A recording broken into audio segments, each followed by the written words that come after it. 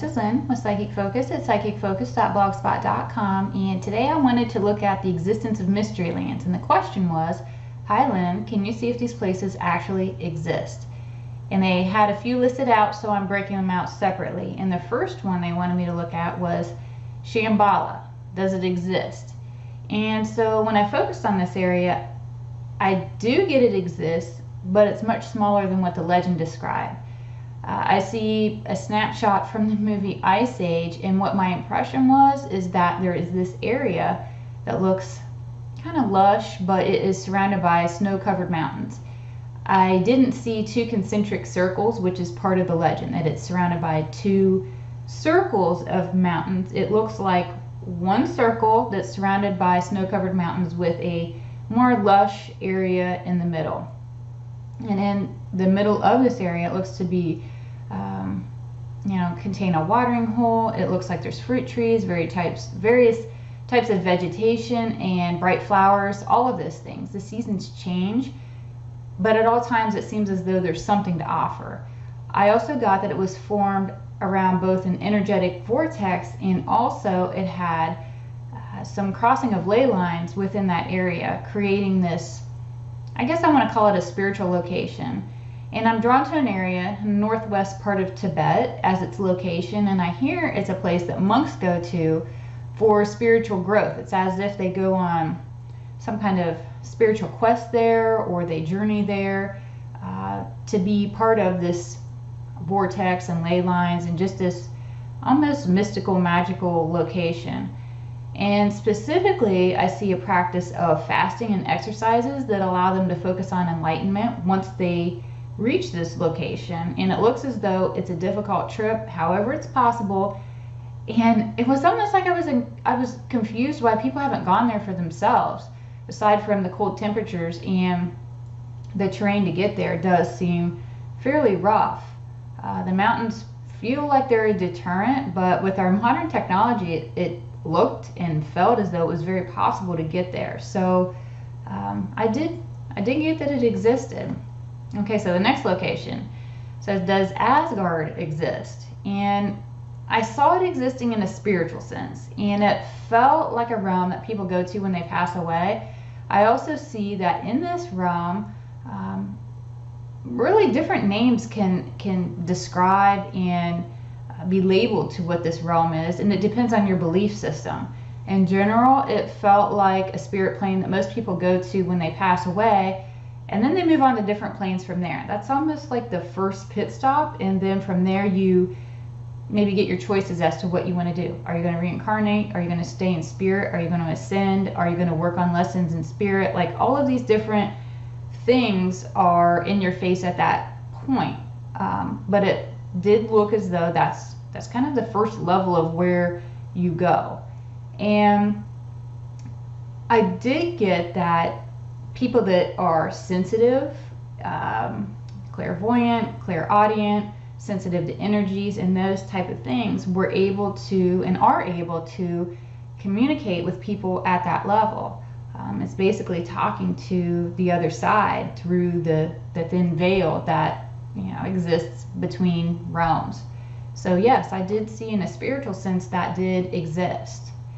Okay, so the next question, does or did El Dorado exist? And it's the city of gold is what it's often referred to.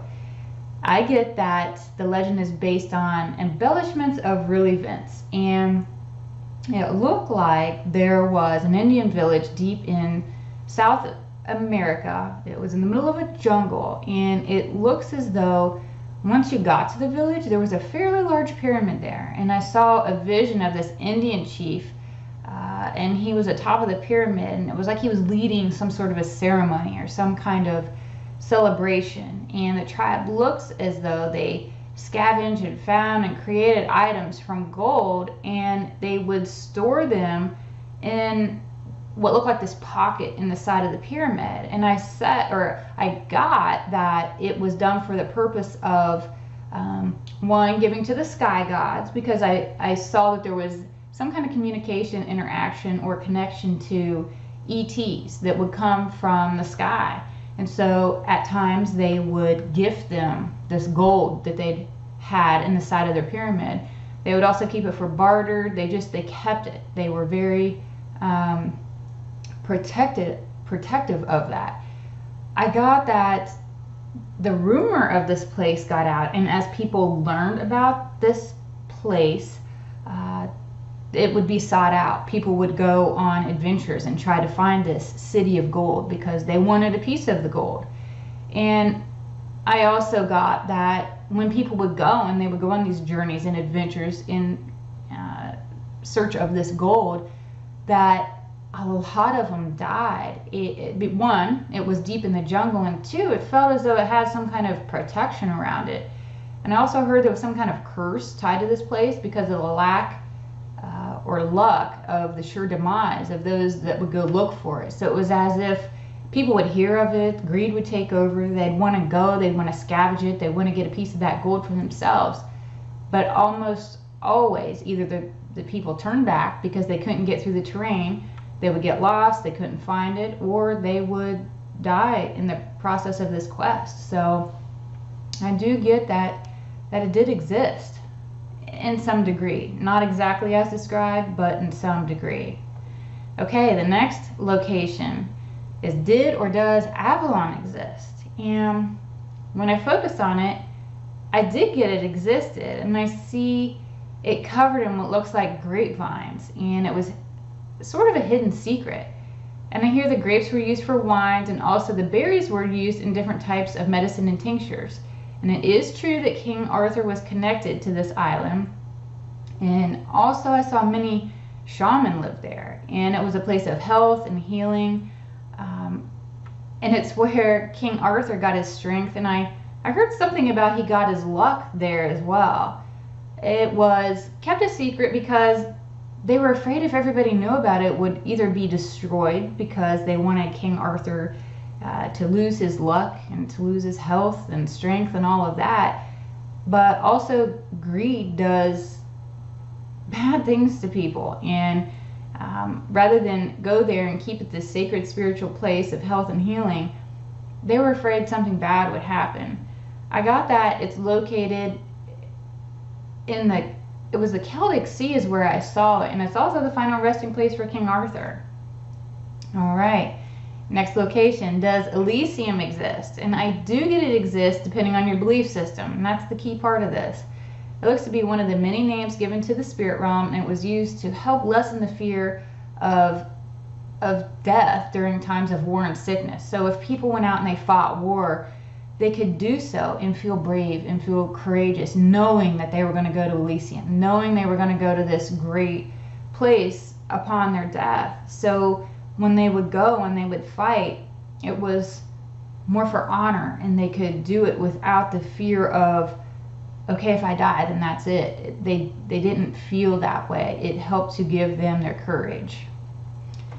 And the last location is Hades, and we hear about Hades all the time. And yes, I do get that there's a Hades realm, but it isn't something to fear. Hades is where the low vibe beings exist, and they're much lower than the 3D realm that we live in. And also, it's so important, and I got this when I was doing the reading on Hades, that it's just a name. It's a name it's a name assigned to a lower vibe realm. And a lot of people have this fear, and they have all this stuff tied to the name Hades. And if you've made it this far, if you've made it to 3D, you've already ascended past that realm because it's such a low vibe realm. Now yes, low vibe beings, they will want to communicate with you. They will want to get through, the veil. The veil works up and the veil works down. So anything on the other side can and will try to communicate with you if you're open and willing to do so. But the important thing it is to remember is you have the power to shift and move them away. You don't have to communicate with them.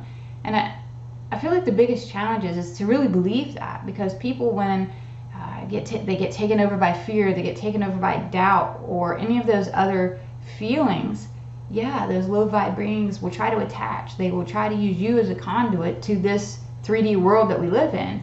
But you have the power to shut that down and move them off and not allow that to happen. So always remember that you have that inner strength.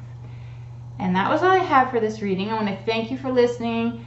Please feel free to leave a comment, like me, share me, all those things. They help me out a lot. I hope you enjoyed this, and I look forward to seeing your comments. And again, I'm Lynn with Psychic Focus at psychicfocus.blogspot.com. Thanks. Bye.